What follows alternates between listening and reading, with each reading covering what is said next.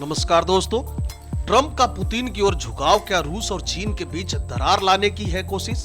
अमेरिकी राष्ट्रपति Donald Trump दशकों पुरानी अमेरिकी विदेश नीति से उलट रूस के करीब जा रहे हैं। यूक्रेन में छिड़ी जंग रोकने के मुद्दे पर भी ट्रंप पुतिन के साथ खड़े दिख रहे हैं। वे यूक्रेन के राष्ट्रपति व्लादिमीर जेलेंस्की पर रूस की कड़ी शर्तों को मानने के लिए दबाव डाल रहे हैं, जबकि सच्चाई तो यह है कि हमला करने वाला देश रूस है।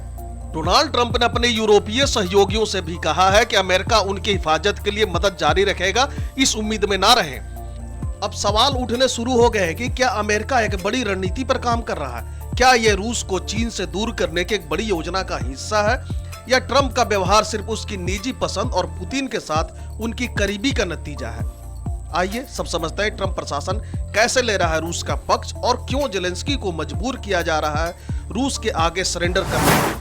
रूस को लेकर सबसे बड़ा बदलाव 12 फरवरी को देखने को मिला, जब ट्रंप ने राष्ट्रपति पुतिन के साथ 90 मिनट तक फोन पर बात की। इसके बाद उन्होंने यूक्रेन के राष्ट्रपति व्लादिमीर जेलेंस्की पर शांति समझौते पर सहमत होने के लिए दबाव डाला और अमेरिका की ओर से बिना कोई सुरक्षा गारंटी दिए यूक्रेन के इलाके को रूस के हवाले करने की अपील की।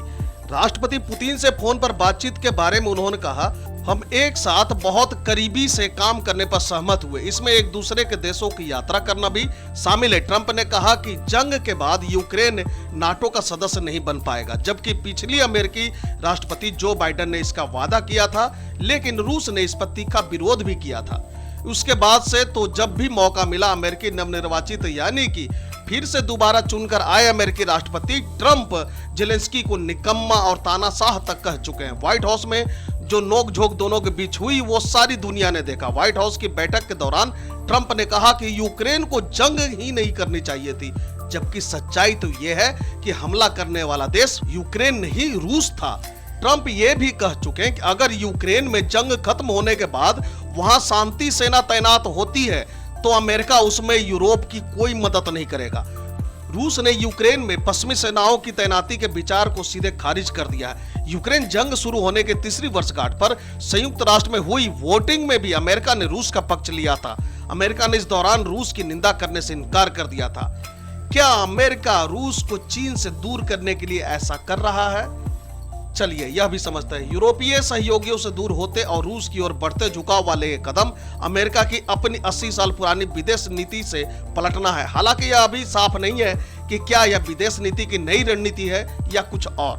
25 फरवरी को अमेरिकी विदेश मंत्री मार्को रूबियो ने कहा कि राष्ट्रपति डोनाल्ड ट्रंप उनका प्रशासन रूस और चीन के बीच संबंधों को कमजोर करना चाहते हैं। उन्होंने यह भी कहा कि मुझे लगता है कि रूसी लोग हमेशा के लिए चीन का जूनियर पार्टनर नहीं बनना चाहेंगे। ऐसे में जो भी चीन कहेगा वो उन्हें करना पड़ेगा। मुझे नहीं लगता कि रूस के लिए यह ठीक है। ये अमेरिका या यूरोप या दुनिया के किसी के लिए भी कोई भी अच्छी बात नहीं है। उन्होंने कहा कि यह अमेरिका के लिए खतरनाक होगा, क्योंकि आप ऐसी दो परमाणु महाशक्तियों के बारे में बात कर रहे हैं जो अमेरिका के खिलाफ एकजुट है। रूबियो ने यह भी कहा कि बेल्ट एंड रोड इनिशिएटिव नाम से चीन जो वैश्विक व्यापार नेटवर्क बना रहा है, अमेरिका उसे चुनौती देता है। जबकि चीन ने भी रूबियो की टिप्पणी पर तीखी प्रतिक्रिया दी है।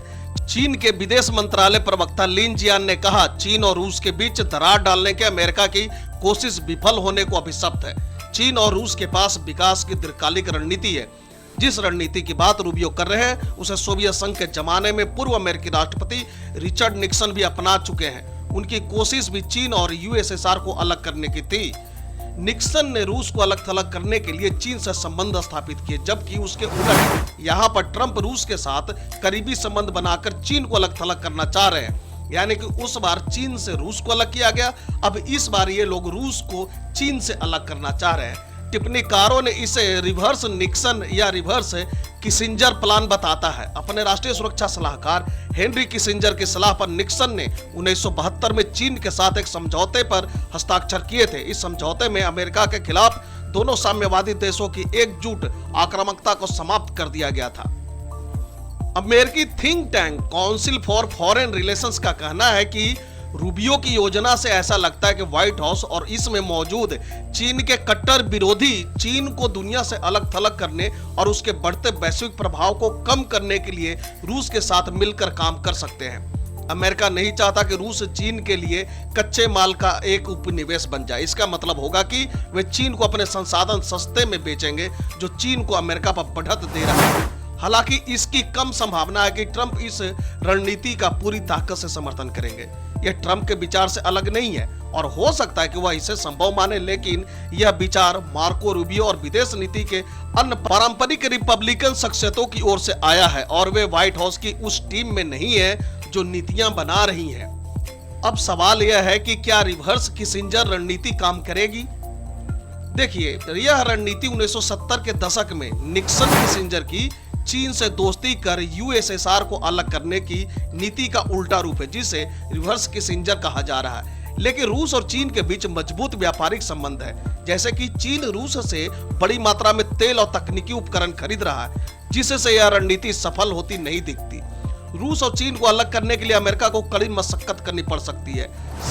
साल 2022 में यूक्रेन पर हमले के ठीक पहले दोनों देशों ने अंतहीन दोस्ती की घोषणा की थी और उसके बाद से ही दोनों देशों के बीच व्यापार संबंध में उछाल आया है। चीन कमोबेश रूसी कच्चे तेल का सबसे बड़ा खरीदार है। उसने 2024 में 62 अरब डॉलर यानी कि 62 बिलियन डॉलर का रूसी कच्चा तेल खरीदा। साल 2021 में चीन इसका 1/3 ही तेल रूस से खरीदता था। यूक्रेन पर हमले के बाद पश्चिमी देशों ने रूस के तेल पर प्रतिबंध लगा दिया, जिसने चीन को रूस से और अधिक तेल खरीदने का मौका दिया। दूसरी ओर रूस की कंप्यूटर चिप जैसे हाईटेक उपकरणों की जरूरत पूरी करने के लिए चीन एक मूल्यवान सहयोगी के रूप में मिला है। अमेरिका इंटरप्राइजेस इंस्टीट्यूट और Carnegie advancement for international peace जैसे अमेरिकी थिंक टैंक की रिपोर्टों का कहना है कि रूस जो कंप्यूटर चिप्स आयात करता है उसका एक बड़ा हिस्सा चीन से ही तो आता है। हालांकि दोनों देशों के बीच जटिल ऐतिहासिक अविश्वास और वैचारिक भिन्नता के चलते रूस और अमेरिका के बीच पूरी तरह से संबंध कायम होने की संभावना कम है। रूस अमेरिकी विदेश नीति का एक तरफा तंत्र बनने की बजाय रणनीतिक स्वायत्तता बनाए रखेगा। जबकि मुझसे पूछा जाए तो मुझे लगता है कि पुतिन कुछ समय के लिए अमेरिकी नजरिए के साथ जा सकते हैं, लेकिन अमेरिका चाहे जो पेशकश करे उसके बदले वह चीन के साथ अपने रिश्ते से समझौता नहीं करेंगे। संसाधनों के मामले में रूस और चीन स्वाभाविक सहयोगी हैं, जबकि रूस और अमेरिका के साथ ऐसा नहीं है। तेल और गैस के व्यापार के मामले में वे एक दूसरे के प्रतिद्वंदी हैं। तो अब क्या समझा जाए? क्या निजी कारणों से ट्रंप रूस का पक्ष ले रहे हैं? चलिए देखते हैं। मुझे लगता है कि रूस और पुतिन का पक्ष लेने के कारण ये नहीं है कि ट्रंप की मंशा कूटनीतिक रणनीति की है, बल्कि यह बहुत ही निजी है और यह उनके पहले कार्यकाल से ही दिखता है।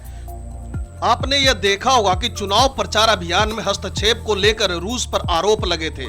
ट्रंप और उनकी टीम पर रूस के साथ मिलीभगत करने के भी आरोप लगे थे। व्हाइट हाउस में जेलेंस्की के साथ हुई हालिया बैठक में ट्रंप ने पुतिन के बारे में कहा था, मैं उन्हें लंबे समय से जानता हूं, रूस के बारे में दुष्प्रचार से हम दोनों को एक साथ गुजरना पड़ा। मुझे लगता है कि ट्रंप खुद को पुतिन जैसी हालत में देखते हैं, प्रतिशोध का सताया हुआ। हमें पता है कि ट्रंप और पुतिन के बीच अच्छे संबंध है। यह तब से है जब उन्होंने वहां मिस वर्ल्ड प्रतियोगिता कराई थी और उनके रियल एस्टेट परियोजनाओं में रूस ने बड़े पैमाने पर धन लगाया था, जिसकी वजह से वह फले फूले। रूस के साथ उनका हमेशा से अच्छा अनुभव रहा है।